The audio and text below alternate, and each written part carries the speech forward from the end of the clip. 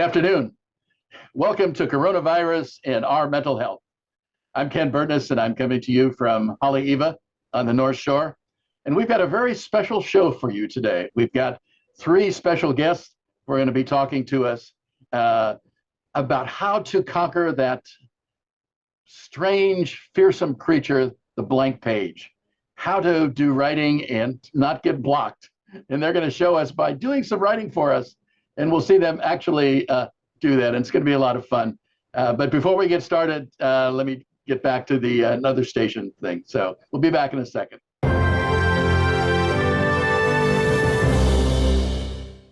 Okay, now let me tell you, the audience, what's actually happening. You're going to see three ladies here who are writers extraordinary and my close friends.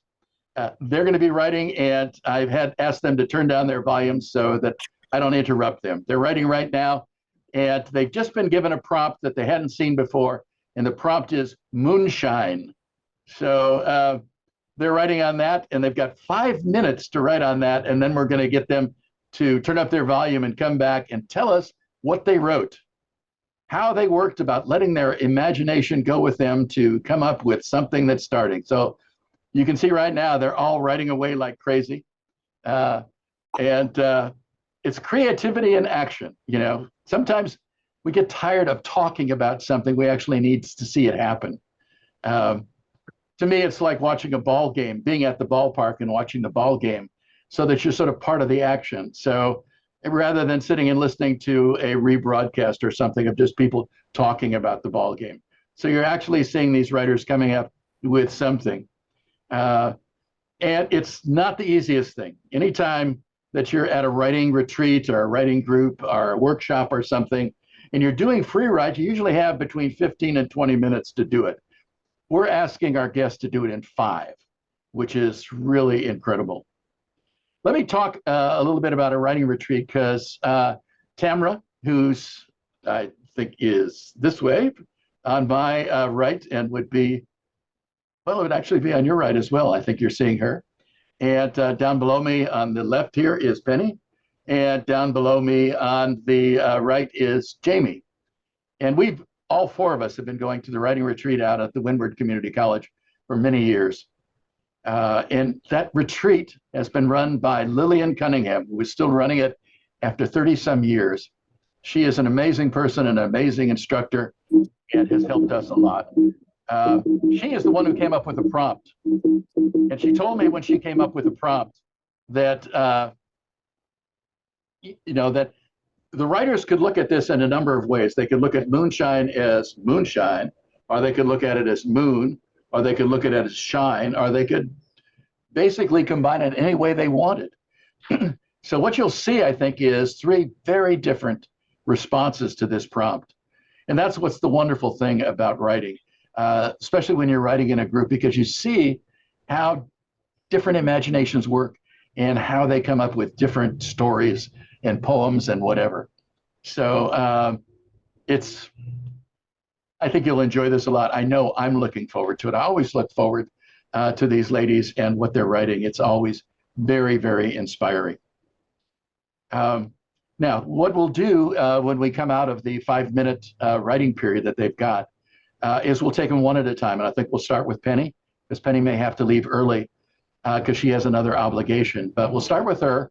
She'll read her piece, and then she'll give us a little insight as to how she got there, how her imagination took her to that specific story that she's sharing with us. And then we'll go to Tamara, and then finally we'll wind up with Jamie over there. So you've got 3 wonderful things in store for you. And at the end, we'll talk a little bit about that together, all 3 of us interacting and sharing a little bit about how we were inspired and what we thought of each other's writing. So I think you'll enjoy that. And then by that time, I'm sure we're going to be out of time, and I'll say aloha and tell you a little bit about the show in 2 weeks. So I'm not sure how we're doing on time. I think we're doing pretty close to the 5-minute mark. I'll wait. I think Tech Hawaii is going to give me a gong or something to tell me it's time for everybody to come back. So let me tell you a little bit about why we did this. a lot of people really would like to write, and people come up to me and they say, I want to do some writing. If you're young, you want to do some writing about what's happening in your life now. If you're in sort of middle age, you want to write about how your family is growing or how your job is progressing. But it's just very hard to do because you don't have the time to do it. And when you're older, there's so much to write about because you've got so many memories, but somehow that blank page comes up in front of you and things just go away. Your inspiration just sort of flies out the window, and it's just very hard. And one of the things I get from people at the writing retreat, which happens 9 times out of the year up at the Windward Community College, is a lot of people say the only time I get to write is when I'm at the writing retreat. Well, actually, you can all do it, but you just have to, put a little time aside. It could be as little as 10 minutes a day, 5 minutes a day, and just sit down some quiet place and let your imagination flow. So, okay, I'm getting the cue that it's 5 minutes. So, ladies, if you could turn on your volume, let's come back. So, everybody ready? Yeah. All right, Tamara's back. Jamie, are you with us? Jamie's still with us. Penny, you still going? I'm here. Okay. I gotta say, I could never turn the volume down. Oh, I hope it didn't bother you, that's for sure. Are we back? Yes, we're back. Everybody's back. Everybody's in? Yeah. Okay. Go ahead, Penny. Oh dear. Okay. I'm sorry. I didn't get anything to tell me. Hang on. I've got to get to my work. Okay. Moonshine. I've always heard about moonshine as whiskey made illegally by ne'er-do-wells in the old days in the roughnecking South. And growing up in the genteelness of Salt Lake City with added time in Southern California, then many years later, I decided life graduate to get to Southern University in North Carolina, an area I had only flown over before. It was a venerable institution in a highly charged part of the state, with 3 universities, state capitol, and Research Triangle Park, high-tech center, all playing together happily within 30 minutes of each other. My colleagues and classmates, mostly older adults, many with already established sophisticated work histories. There was nothing that suggested the low-down quiet.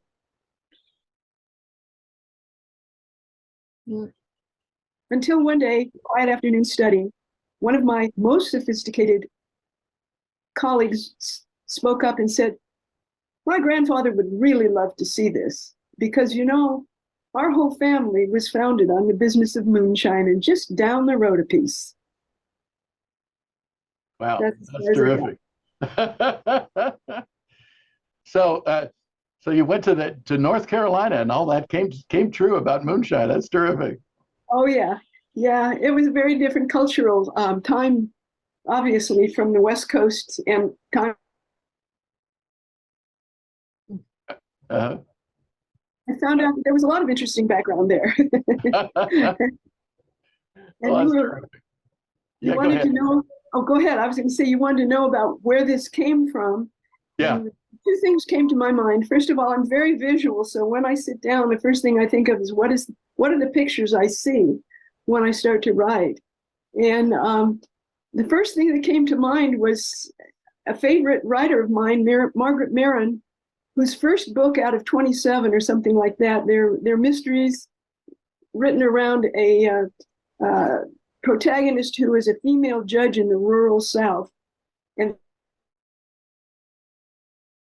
called Bootlegger's Daughter. And I saw bootleggers and moonshiners, and all of a sudden that just came to mind. And so I thought, that was a surprise for me. And when I do write, I do tend to look back into my own experiences that were surprising, stuff that was surprising, stuff that was really interesting. Ah, terrific.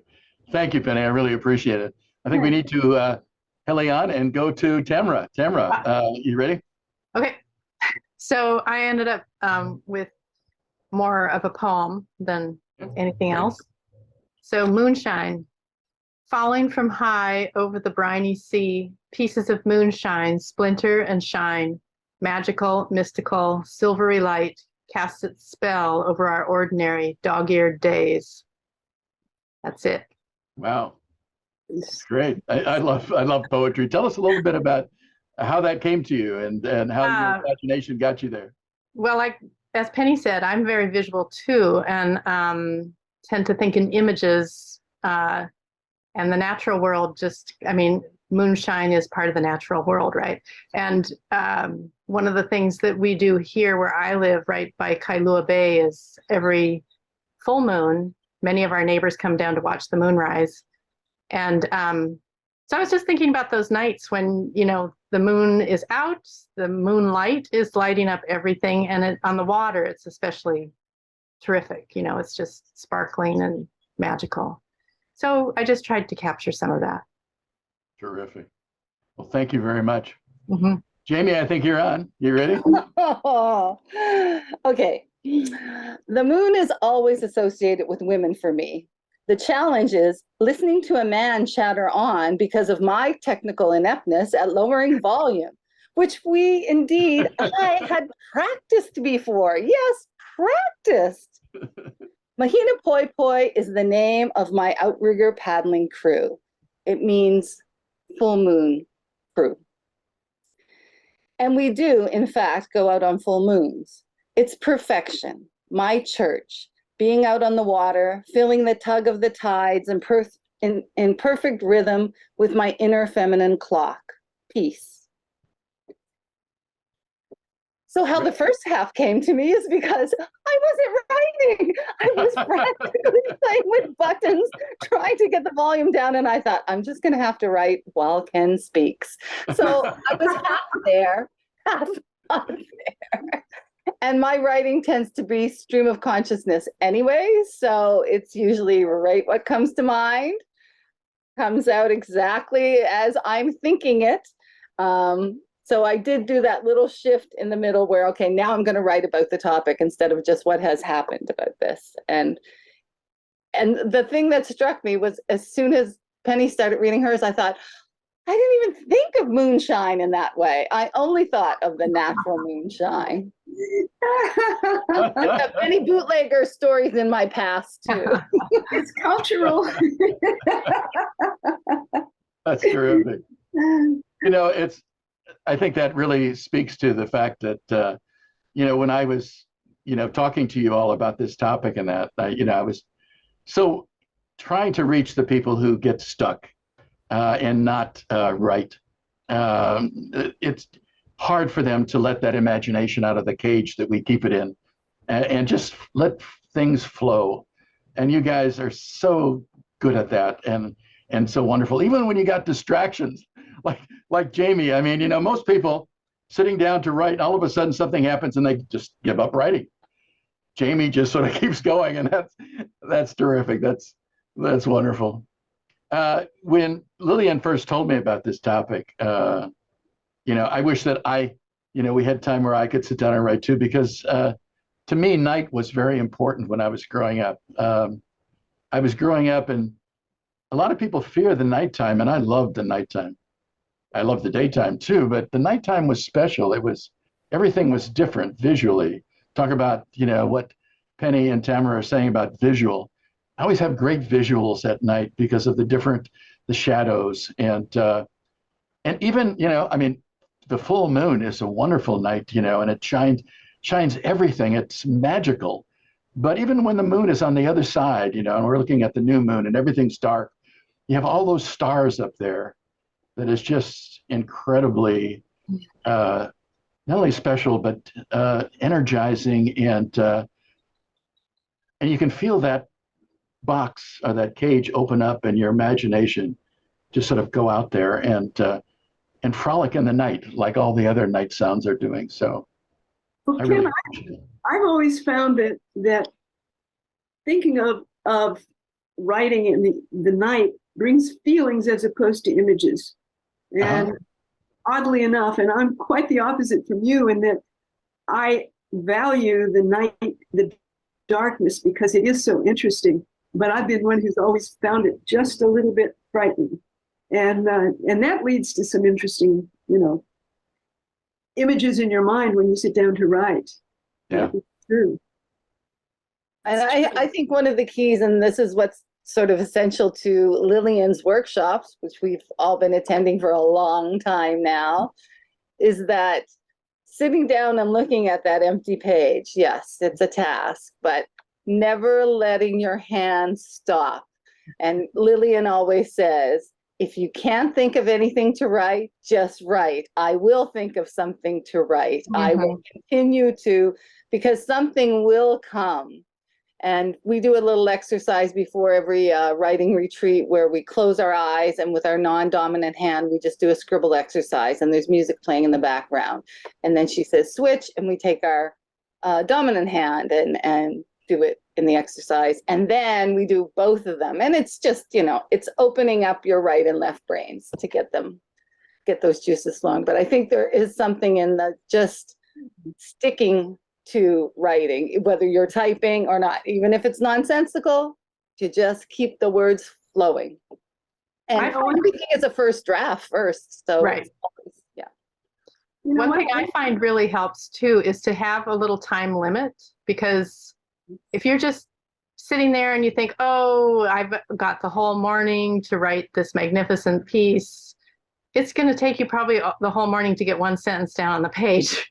But if you tell yourself, I've only got 5 minutes, or I've only got 10 minutes, it just puts enough pressure on you to put something down. And often I find once I get started, I want to sit there longer and write more, but it's the getting started part that's difficult. So I think having some parameters helps.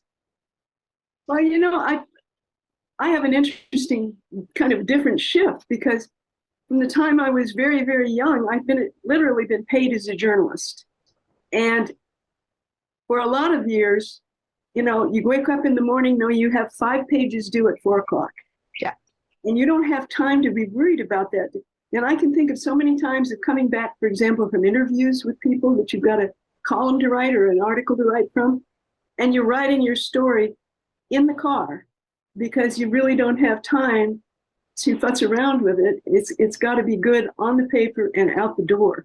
And it's funny because a lot of that comes from serious discipline about what's the story. It's not as artistic as being able to go with the stream of consciousness, or and I really relate to what you're saying, Tamara, because that time frame makes such a difference. Mm-hmm. Let me switch that and go to the opposite side from Penny. I always take a writing tablet along with me. And the other day I was sitting at one of our beautiful parks, Ali'i Beach Park, and just sitting there and having a snack and writing. And I put it in that book, and then I got home and I put it with all the other sort of starts that I made, like you've got 5 or 10 minutes. And it may be a day, it may be a week, it may be a month or something, but I'll come back to those.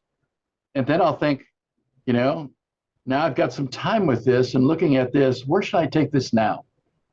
And I think this may be a good spot to ask you all, if now that you've written this under really duress for this 5 minutes, a very short time, if you look back at what you just wrote, any thoughts about where you would take it next if you had, like, say, a half an hour to take it someplace? Where would you think about taking your writing that you just shared with us? Can I jump in for one moment? Because I'm going to have to excuse myself shortly. I already have in my mind that I would go to, who is this friend who has the family that was founded by, on the revenue from bootleggers, and what do they do now? And, it can go from there. But that's kind of where, that's why I kind of forgot it was time to stop. Well, so what would the family be that you would be writing about? How many, 5 or 3 or 1 or? I don't know. I mean, that's where I would sit down and start. If I knew the family, in this case I did. I mean, I knew of one of them and I learned more. Otherwise, I'd make up a wonderful family. I think, well, who would be a good, what this was late 1990s, what families today might have come, what would they have come from here in this area? And then, you just start using your imagination. So it sort of goes between fiction and nonfiction in that case. Well, that's great. Penny, I know you've got to leave, so I'll just Thank we'll you, let you go. And Ken. thank Nice you to for see you all. See you again. Bye, take Penny. care. Thanks, Ken. Bye. Okay. Jamie, Tamara, any ideas about where you would take what you were writing on, or any thoughts about where you'd like to go, what planet you'd like to visit? I probably go back into the spiritual side of Mhm. my writing. It's often my stuff turns into fantasy from the stranger than life nonfiction. But in this case, I think because I feel connected to the moon, just because of being a woman, and then also the fact that I have this paddling crew, that's our whole deal. That's around it. I mean, we paddle at regular times as well, but at least once a month on the full moon, we're out there. And that connection to nature, the natural world, as Tamara said, and how that brings the inner peace. Like I've often described my paddling as my church, right? Like that's the place where I go. So it's interesting that you said something to the effect that it was energizing, but I thought it's also calming, which is to me a dichotomy. Like it's definitely juxtaposed together, that they're these two things that I wouldn't think of, but that I can be in that state. And that's probably where I think good writing comes from, when you're energized about it, but you're also, well, no, I shouldn't say that, because there's been many times when I've not been peaceful at all, and there's great stuff that comes out of that. So there you go, contradicting myself right away. Thank you. Tamara? I think I would just continue to play with those images of the moon, and the difference between those magical nights and day, and how those two parts of our life are so different and contrasting, to see where that leads. A lot of times I just I'll do a long free write after I have a start and see what other kinds of paths open up, and then pick and choose from what comes out of that. Great.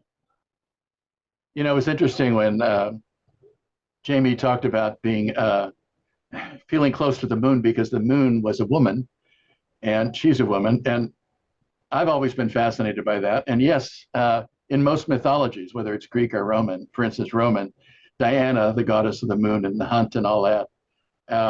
I fell in love with her early when I was young. And later on, I wrote a story about that as a mortal, trying to convince her that I would be a good mate, or if not a mate, at least a servant, so I could just be close to her, because she was such a beautiful, wonderful goddess, and of course she's looking at me saying, "You're mortal, get away, go away." And so it was a real fun story to write, because I sort of knew my place, that it was not with her, but I couldn't help but express my admiration for her. And I'm totally into myth and legend. My fantasy and myth book club has been going for over 40 years here on the island. So a lot of people here just are really into that. So one last question. We're coming down to the end. We got 4 minutes to go.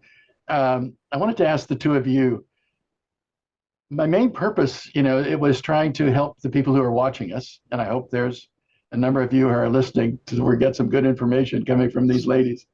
As to what you might advise people who are having trouble with that blank page, what you would say to help them get over that, and not only do the writing, but enjoy the writing.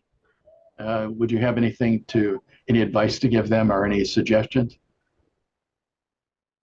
I think that I would never write anything if I didn't have some kind of a deadline. Mm-hmm. Because I can spend hours setting the stage. Everything's cleared. I have my perfect pen, that book that I bought.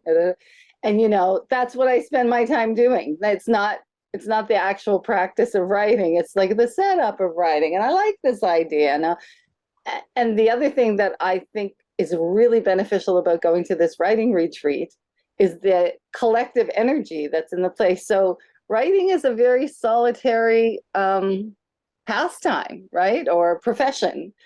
And I'm a very social being. Like there's lots of noodles out there all the time, or tentacles in things. So I think it helps to be in a group, some kind of a group. And the deadline can be something as simple as you have 5 minutes to do this free write.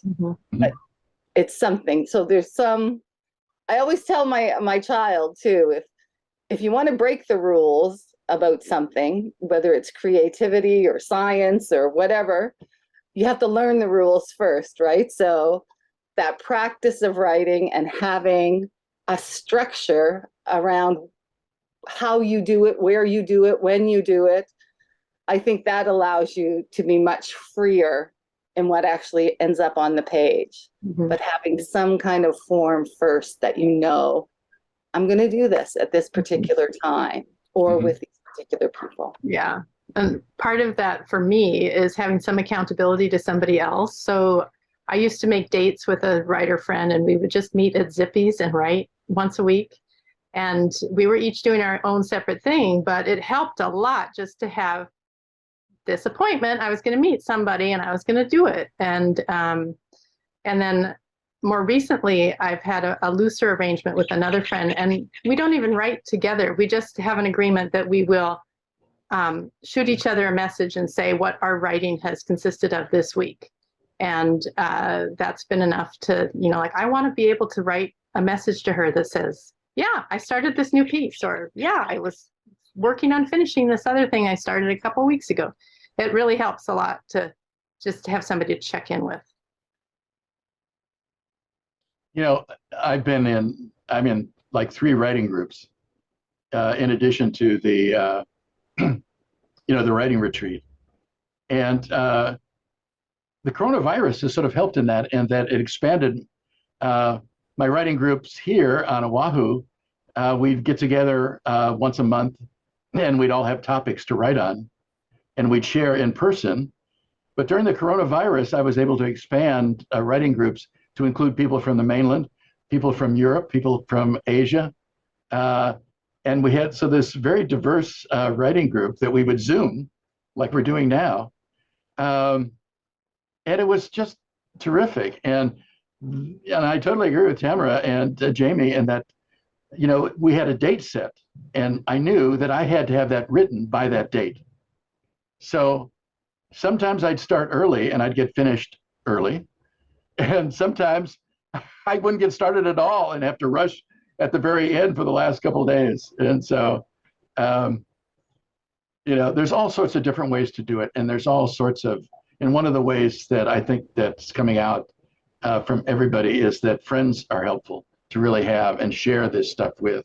So writing may be solitary, but sharing is very energizing and wonderful, and gives us a lot of motivation as well. So now we're sort of out of time, and I certainly, Tamara, Jamie, I really want to thank you, and I totally appreciate you coming out for this very difficult task with 5 minutes, and I thought everything came out better than I expected. It was just terrific, and it's always great being with you. So thank you. Thanks for the challenge. Yeah.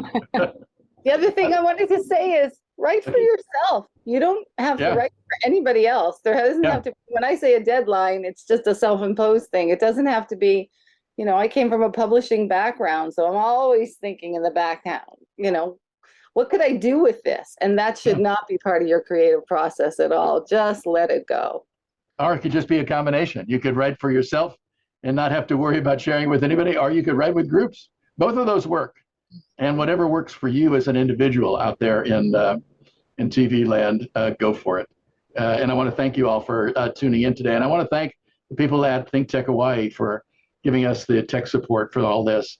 And in 2 weeks, come back, same time, same station, and we'll be talking about spirituality and therapy and religion. So I hope you'll join us for that. And thanks again, Tamara and Jamie. It's been wonderful. Aloha.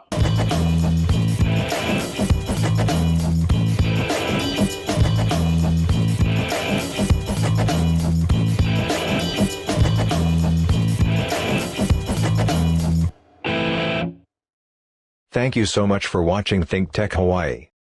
If you like what we do, please like us and click the subscribe button on YouTube and the follow button on Vimeo. You can also follow us on Facebook, Instagram, and LinkedIn, and donate to us at thinktechhawaii.com. Mahalo.